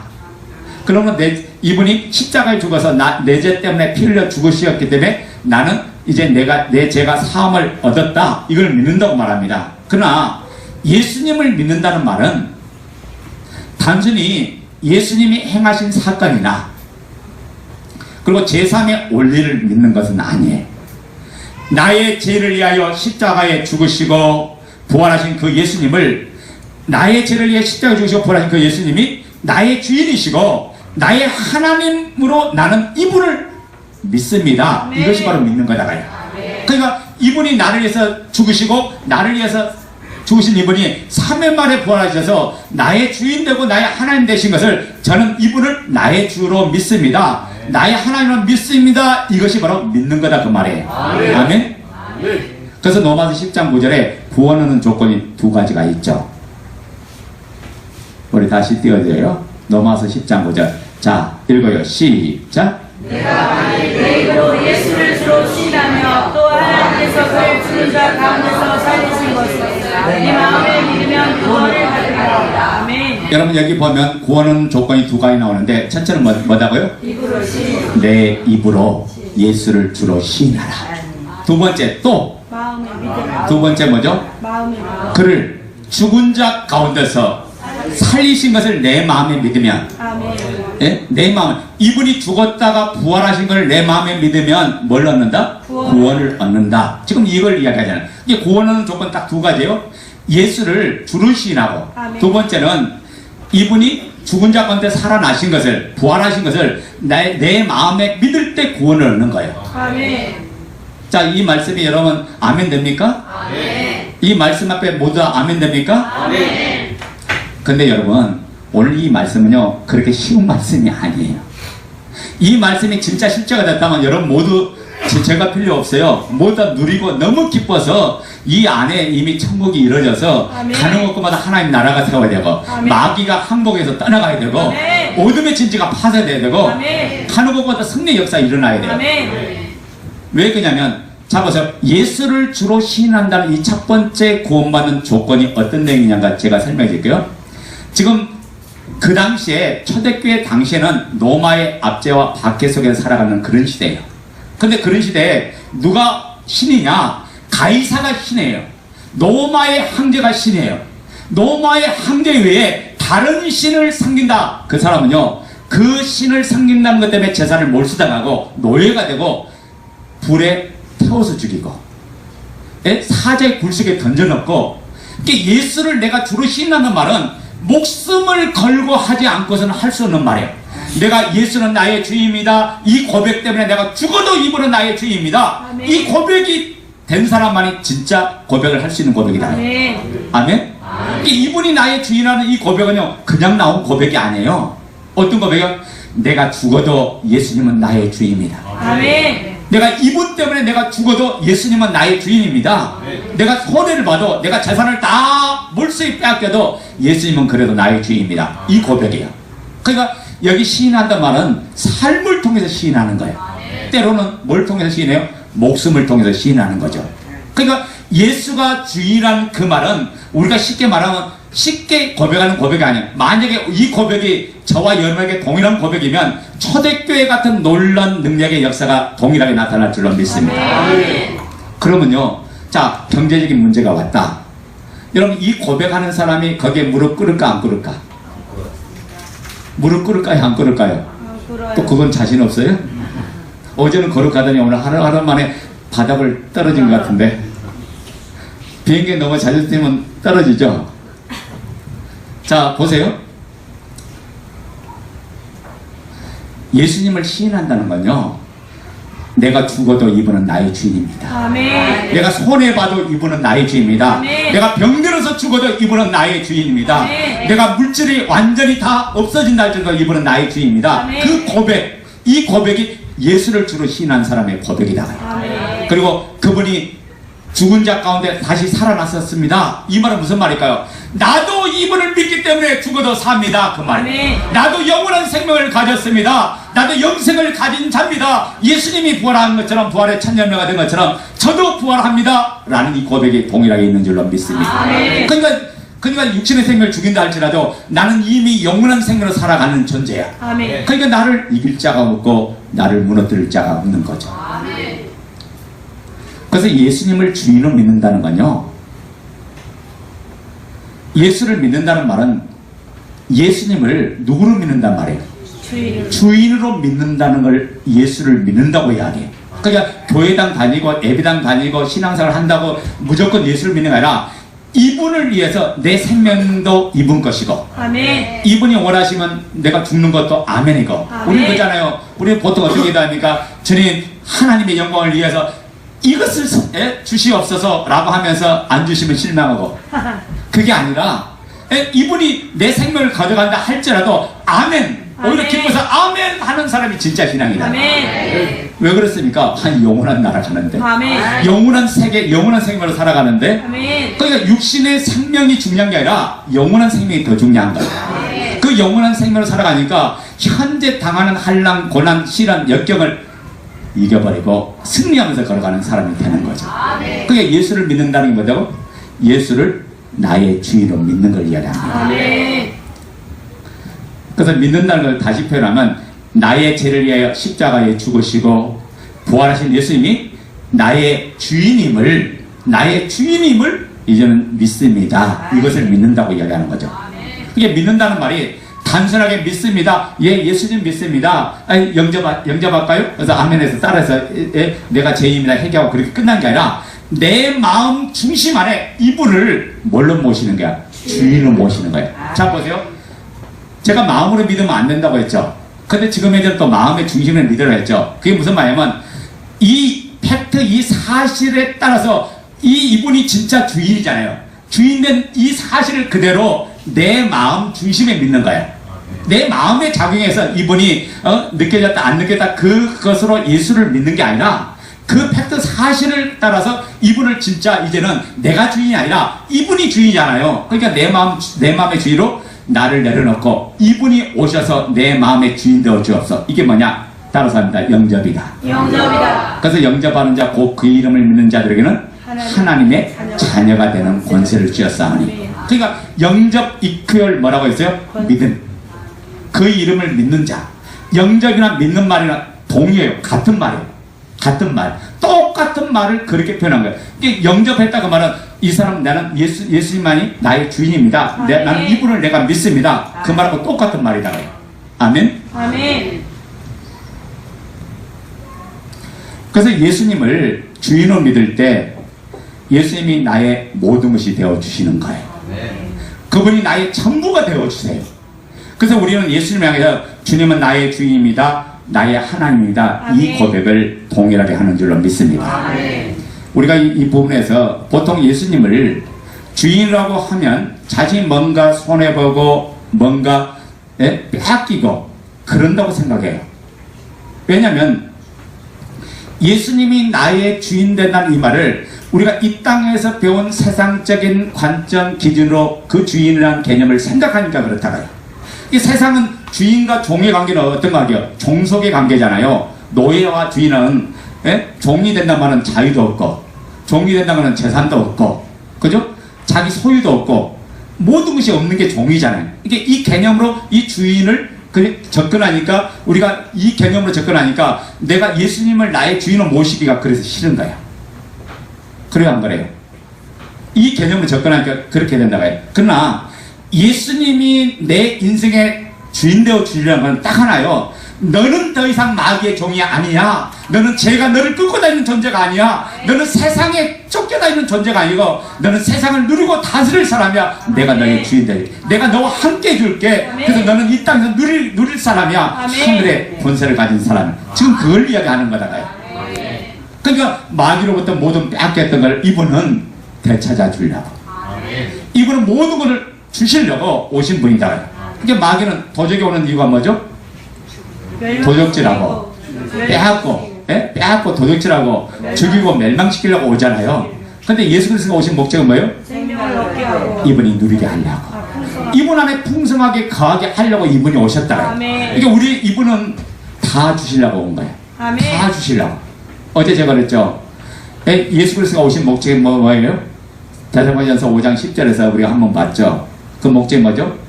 자든지 깨든지 항상 함께 해주려고. 아멘. 이분이 같이 해주려고 오셨다고요. 그래서 이분이 우리의 주인으로 계신 거야. 이분이 주인이 되는 순간, 내 마음에 들어오는 순간 나는 누구와 연합이 돼요? 예수님과 연합이 돼요. 그래서 예수님과 나는 어떤 생명이 돼요? 한 생명이 돼요. 이분이 나를 사랑하셔서 나의 생명이 되어주셨어요. 그래서 내가 예수님의 생명이 되어버린 거예요. 내가 이분으로 인해서 사는 존재가 됐어요. 이분을 기뻐하는 존재가 되었어요. 이분 때문에 행복한 존재가 되었어요. 우리가 이 세상이 어떤 것인지 정확히 깨달으면요, 예수를 얻는 것이 최고의 보화를 얻는 줄 믿습니다. 이 세상이 어떤 것인지 깨달으면요, 아, 예수님 안에 모든 보화가 있구나. 이분 안에 다 가진 자가 되는구나. 이분 안에 모든 걸 누리는 자가 되구나. 이분을 가지면 내가 이 세상을 다 가진 자가 되는구나. 이걸 정확하게 깨닫는 줄로 믿습니다. 자, 보세요.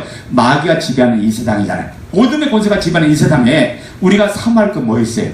우리가 욕심 부릴 건 뭐 있어요? 하나님께서 우리에게 필요한 거 다 도구로 주시는 거야. 그러니까 우리가 예수를 가지면 다 가진 거야. 제가 쉽게 이야기할게요.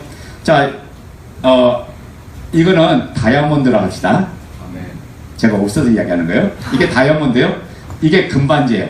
자, 이 금반지 가질 분 손 들어보세요. 지금 두 개가 내 눈앞에 있어요. 선택을 해야 하는데, 금반지 가질 분 손 들으세요. 금반지.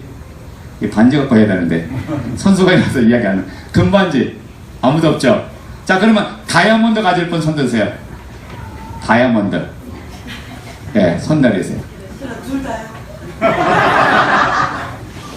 자, 둘 다 하면 양쪽 다 잡아야 되는데, 이 금반지는요, 누가 갖고 장난치냐면요, 마귀가 장난치.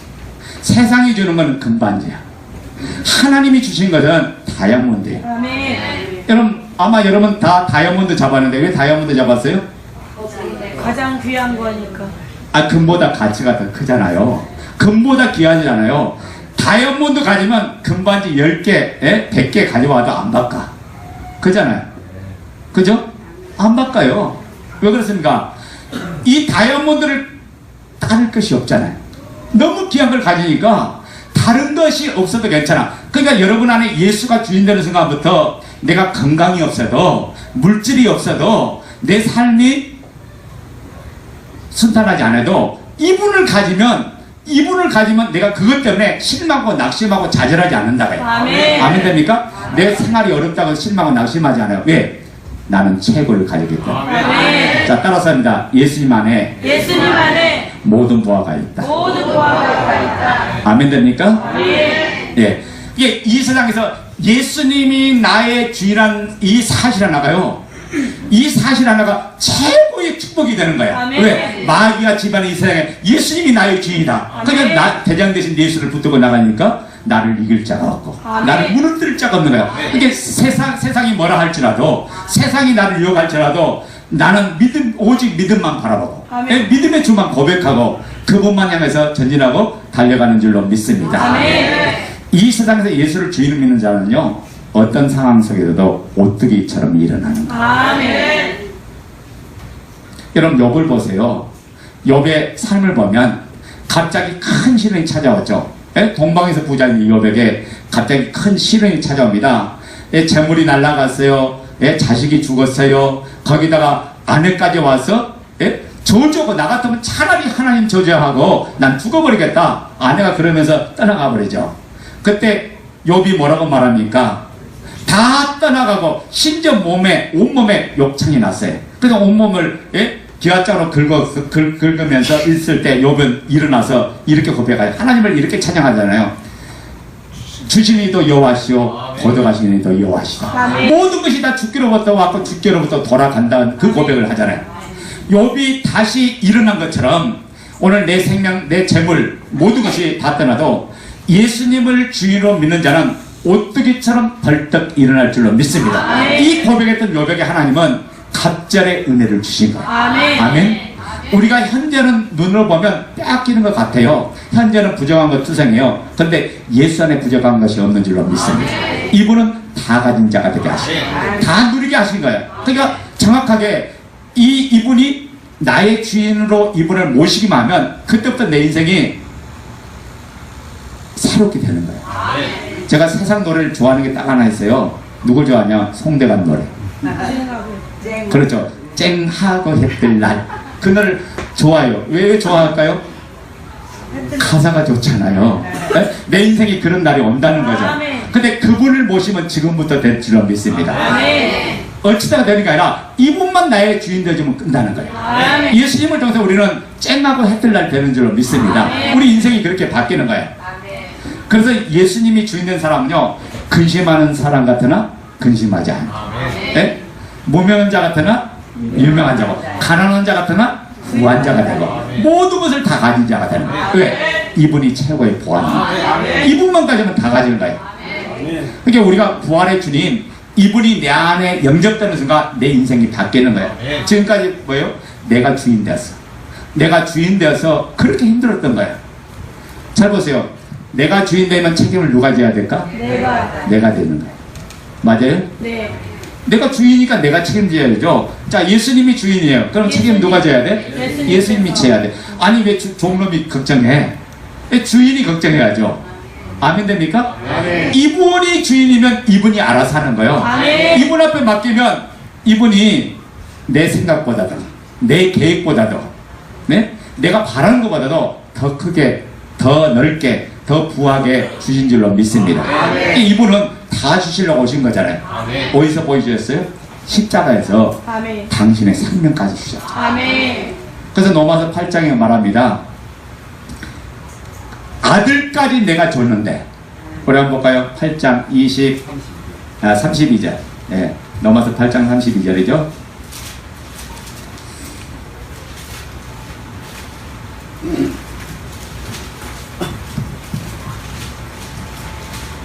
자, 읽어요. 시작. 자기의 아들을 아끼지 아니하시고 우리 모든 사람을 위하여 내주신 이가 어찌 그 아들과 함께 모든 것을 우리에게 주시지 아니하겠느냐.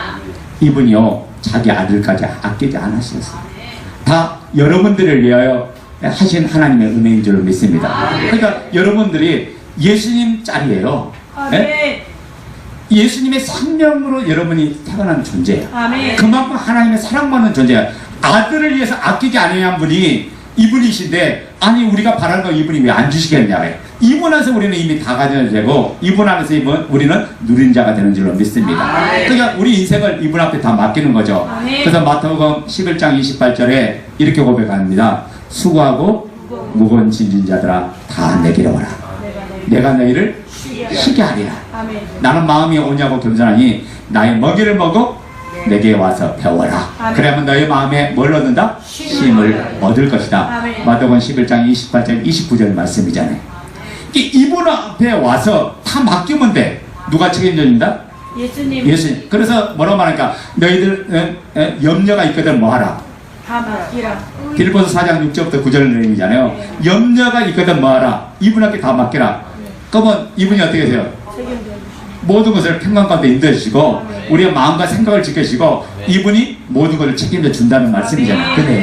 그러니까 이 맡기는 게 뭐냐? 신앙이고 이게 맡기는 게 믿음이에요. 그러니까 우리는 이분 안에서 모든 것을 누리는 거예요. 이게 내가 생각하는 것보다 더 뛰어나게 이분이 함께 누리는 거죠. 그래서 예수를 주로 영접하면 어떤 역사가 일어납니까? 두 가지 역사가 일어납니다. 여러분, 예수님이 주인 되면 그때부터 뭘로 바뀌냐? 잔치집으로 바뀌어. 천국이 내 안에 임했어요. 천국이 기쁨의 나라잖아요. 그 기쁨이 내 안에 임하니까 내 안이, 내 심령이 뭘로 바뀌어? 잔치로 바뀌죠. 천국으로 바뀌죠. 그러니까 우리는 항상 기뻐하는 거예요. 그래서 항상 기뻐라 그 말씀에 아멘 하는 거예요. 왜요? 상황 때문에 기뻐하는 게 아니라 이분이 내 안에 들어와서 이미 천국이 됐기 때문에 우리는 항상 기뻐하는 존재가 된 줄로 믿습니다. 이분 때문에 우리는 이미 천국이 되어버렸어요. 그러니까 항상 기뻐하는 자가 됐죠. 근데 자꾸 우리는 뭐 하려고 그래? 현실을 보고 상황을 보고 기뻐할 만한 조건을 찾아서 기뻐하려고 그래. 이건 또 속는 거예요. 이게 세상 것을 통해서 또 하나님을 보려고 또 속는 거예요. 이게 뭐냐? 미혹이죠. 그게 아니라 이분이 임하시면, 천국의 주인이 임하시면 이미 나는 천국이 되는 줄로 믿습니다. 이 땅에서 천국을 경험하지 못한 사람은 영원 나라 못 들어가요. 아멘. 우리 마태복음 7장 보겠습니다. 21절부터 23절.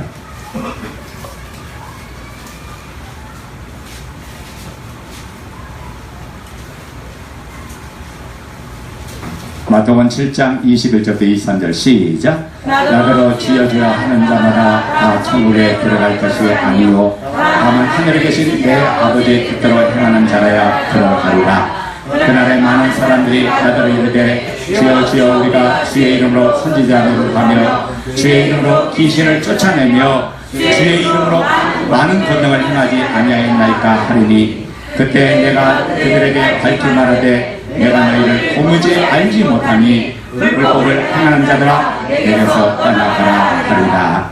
아멘. 여기 나온 대상은 잡아요.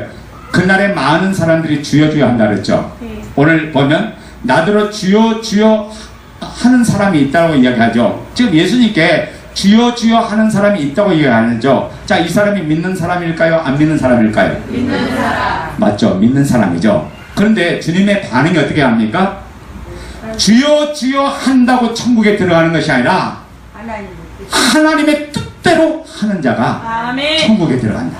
그럼 지금 그 이야기하는 거야. 자, 봐요. 주여 주여 하는 사람이 안 믿는 사람이요, 믿는 사람이요.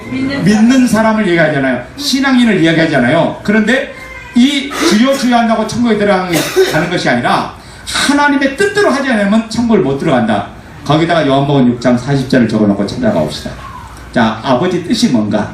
요한복음 6장 40절. 그리고 다시 돌아옵니다. 요한복음 6장 40절.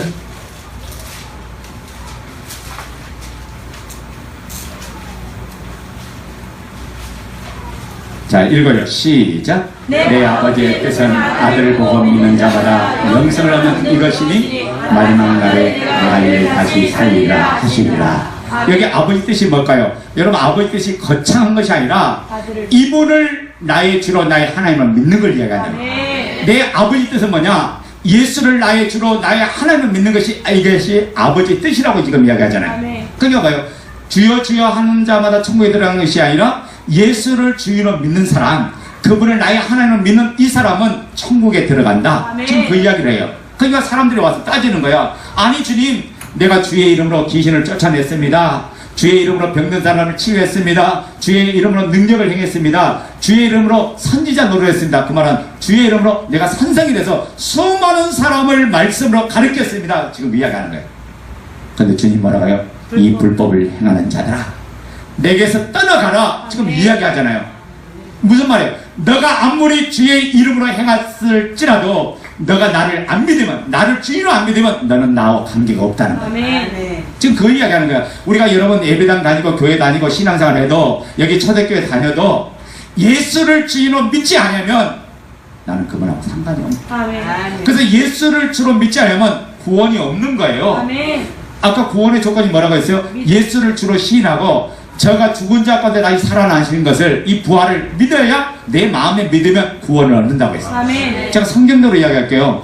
그것을 못 믿으면, 예수가 나의 주인이 안 되면, 이분이 나의 하나님이 아니면 나는 구원 없는 거예요. 그러니까 우리가, 제가 그랬죠. 믿음의 출발이 잘못되면 한순간에 날아가는 거예요. 이런 믿음이 정확하면 내가 유혹이 올지라도 잠시 넘어질지라도 오뚜기처럼 벌떡 일어나는 거예요. 왜 그렇습니까? 우리가 신앙생활은요, 예수를 영접하는 순간부터 히브리서 12장 2절이 우리 삶 속에 그대로 펼쳐져요. 그 히브리서 12장 2절이 뭔지 아세요? 믿음의 주여 온전케 하신 예수를 바라봐라. 이때부터 누굴 바라보냐? 신앙생활은 뭐냐? 예수님만 바라보고 걸어가는 거예요. 자, 베드로가 물 위로 걸어오라는 주님의 말씀에 따라서 풍랑이 이럴 때 예수님이 물 위로 걸어서 오셨잖아요. 그 모습을 보고 베드로가 뭐라고 해요? 주여 나로 하여금 걸어오게 하소서 하니까 주님께서 뭐래요? 베드로야 걸어와라. 이 말씀하셨죠. 베드로가 주님을 바라보고 걸어갈 때 물 위를 걷네. 이 놀라운 역사잖아요. 그분을 바라보고 가니까 물이라는 환경을 뛰어넘고 걸어갔어요. 근데 갑자기 파도가 치니까 파도를 바라보니까 어떻게 해요? 환경을 바라보니까 어떻게 했어요? 그 자리에서 퐁당 빠져버리고 말았잖아요. 믿음이라는 것은요, 주님만 바라보고 걷는 거예요. 주님만 바라보고 달려가는 거예요. 주님만 바라보고 나아가는 게 이게 믿음이죠. 이런 우리가 아무리 주의 이름으로 귀신을 쫓아내도 소용없어요. 주의 이름으로 병든 사람 치료해도 소용없어요. 중요한 건 뭐냐? 이번에 예수 이름 때문에 나갈 수 있어. 귀신 나가요. 예수 이름으로 치유될 수도 있어요. 예수 이름으로. 근데 중요한 건 뭐냐? 이분이 나의 주가 아니고 나의 하나님 아니면 내가 여전히 이분의 자리에 올라가서 내가 주인 노릇을 하고 있다. 바로 그 사람은요, 예수를 믿는다고 해도 이분과의 관계가 없는 사람. 그래서 주님께서 이분이 지금 뭐라고 정의합니까? 이 불법을 행하는 자들아 내게서 떠나가라, 이 말씀하잖아요. 아멘. 우리가 요한복음 2장에 보면 아주 중요한 내용이 나옵니다. 가나의 혼인잔치가 있을 때 물이 돼서 물이 변하여 뭐가 되겠죠? 포도주가 되는 사건이 일어나죠. 사건이란 이 사건을 계기로 해서 예수님이 첫 이적을 행했죠. 그래서 요한복음 7대 표적 중에 하나인데 첫 이적을 행하고 나서 그분이 가는 곳마다 놀란 역사가 일어나니까 수많은 사람들이 벌떼처럼 예수님을 따라다니기 시작했어요. 예수님이 따라다니는 목적이 뭐예요? 딱 하나요. 저들이 따라다니는 이유는 뭐냐면 예수님을 따라다니면 오히려 예수님을 믿기 위해서 따라하는 게 아니라 이분을 이용하기 위해서 따라다니는 거다. 그게 예수님께서 뭐라 그래요? 그들과 상관하지 않았다고 했어요. 자기 몸을 의탁지 아니했다고 요한복음 2장 23절부터 24절에 그 내용납니다. 자기 몸을 의탁지 아니했다고 했어요. 그러니까 그들이 예수님을 임금 삼으려 했고 또 예수님이 경제 문제를 500리의 역사를 통해서 해결하는 모습을 보고 예수님만 임금 삼으면 경제 문제를 해결하겠구나. 어제 제가 그 이야기 했죠. 그리고 또 하나 뭔 이야기 했어요? 제가 세 가지 이야기 했죠. 권세를 받을 수 있어요. 그렇죠. 그래서 제자들도 심지어 제자들도 살롬의 아들처럼 하나는 주의 우편에 하나는 좌편에 서는 그 영광을 받기 위해서 그 두 아들만 세워주라니까 시기가 나서 막 분노하면서 열제자들이 분노했잖아요. 그만큼 그들은 뭐냐면 세상적으로 잘 되는 게 출세가 그들의 목표였어. 근데 그들에게 주님이 오셔서 지금 뭐라고 말합니다. 뭐라고 말합니까? 예수가 주인 안 되면 너와 나는 상관이 없다. 지금 그 이야기 하는 거예요. 제가 마지막만 하고 제가 마칠게요. 여러분, 예수님을 왜 주인으로 모셔야 되냐? 세 가지 이유 때문에 그래요. 자, 로마서 14장 7절부터 9절 봅니다.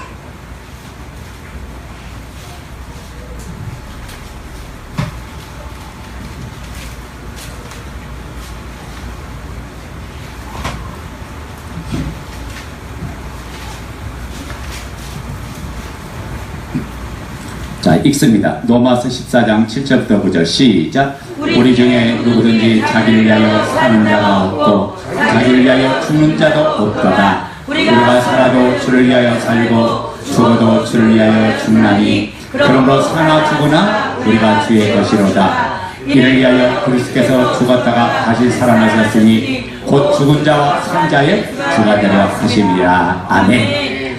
왜 예수님을 주인으로 믿어야 합니까? 첫째는 예수님께서 죽으시고 부활하신 이유가 나의 주인 되어 주시기 위함입니다. 따라서 부활하신 예수님을 믿는다는 것은 예수님을 나의 주인으로 믿는 것을 이야기하는 거예요. 아멘 됩니까? 그러니까 예수님을 이분이 나의 주인대로 오셨는데 내가 여전히 주인 된다면 이분하고 나는 상관이 없어. 그래서 그분이 주신 모든 것을 못 누린 이유가 뭐냐? 이분이 주인이 안 돼서 못 누린 거예요. 이분이 주인이면 이때부터 우리는 말씀이 십자가 되고 아멘. 말씀을 누리는 사람이 될 줄로 믿습니다. 아멘. 두 번째, 우리가 예수님을 믿는다고 할 때는요, 십자가에서 죽으실 뿐만 아니라 부활 승천하셔서 하나님 우편 보좌에 앉아 계셔 온 우주 만물을 통치하고 다스리시는 만왕의 왕신 예수를 믿기 때문에 그래요. 아멘. 이분이 모든 만물을 다스리는 하나님이신 것을 우리가 믿기 때문에 그렇다고요. 그래서 그 내용이 에베소서 1장 20절부터 22절 내용이죠. 우리 한번 볼까요? 에베소서. 자, 1장 20절부터 22절 시작.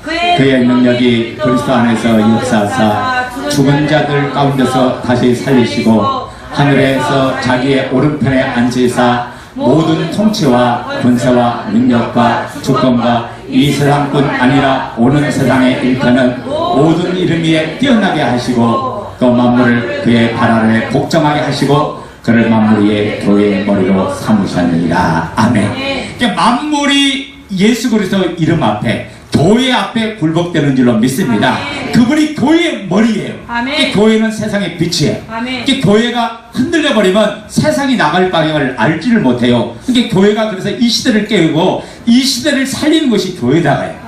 교회보다 귀하고 교회보다 영광스럽고 교회보다 복된 것이 없어요. 아멘. 하나님의 비밀이 두 개가 있는데 하나님의 비밀이 두 개가 있는데 에베소 5장 30절부터 32절에 정확히 나오죠. 갑자기 부부의 이야기를 해요. 남자와 여자의 남편과 아내의 이야기를 하더니 남편과 아내의 이야기를 하면서 누구 이야기를 합니까? 교회의 얘기를 하는 거야. 교회 얘기를 하는 거야. 그러면서 뭐라고 말합니까? 이 비밀이 크도다 라고 하죠. 32절에 에베소 5장 32절에 나는 그리스도와 교회에 대해서 말한다. 그러니까 하나님의 비밀이 있는데 교회와 그리스도가 비밀이다. 자, 조금 전에 남편과 아내를 이야기했죠. 교회의 남편 대신 예수 그리스도와 그의 신부 대신 아내인 교회를 이야기하는 거예요. 이 둘이는 한 몸이라는 거예요. 아멘. 이것이 하나님의 비밀이라는 거예요. 아멘. 하나님은 이 몸된 이 교회를 통해서 하나님의 나라를 이루가고 생명을 살리고 영혼을 구원하는 역사가 일어날 줄로 아멘. 믿습니다. 하나님 교회를 통해서 일하시는 거예요. 아멘 됩니까? 마지막으로 왜 예수를 주로 믿어야 되는가? 이게 결정적인 거죠. 자, 마태복음 12장 43절부터 45절.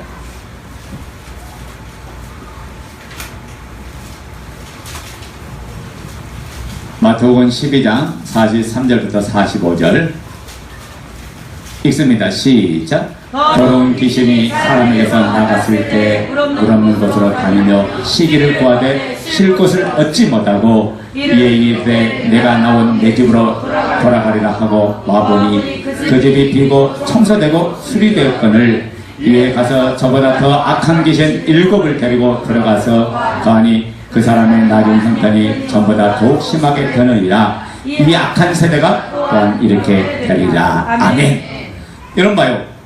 예수님을 주인으로 믿지 않으면 예수님을 주인 되지 않는 모든 사람 속에 누가 역사한다? 귀신이 역사돼. 마귀가 지금 자기 처소라고 이야기해요. 귀신이 자기의 집이라고 이야기하는 거야. 예수가 주인된 마음속에 예수가 주인된 내 몸 안에 귀신이 못 들어오는데 예수가 주인이 안 되면 전부 다 귀신이 내 몸이라고 얘기하는 거예요. 이놈이 들어와서 자꾸 온갖 질병을 주고 우리에게 미움을 주고 우리에게 분란을 주고 우리의 감정적으로 충동적이게 만드는 거거든. 이게 악한 영의 역사다고요.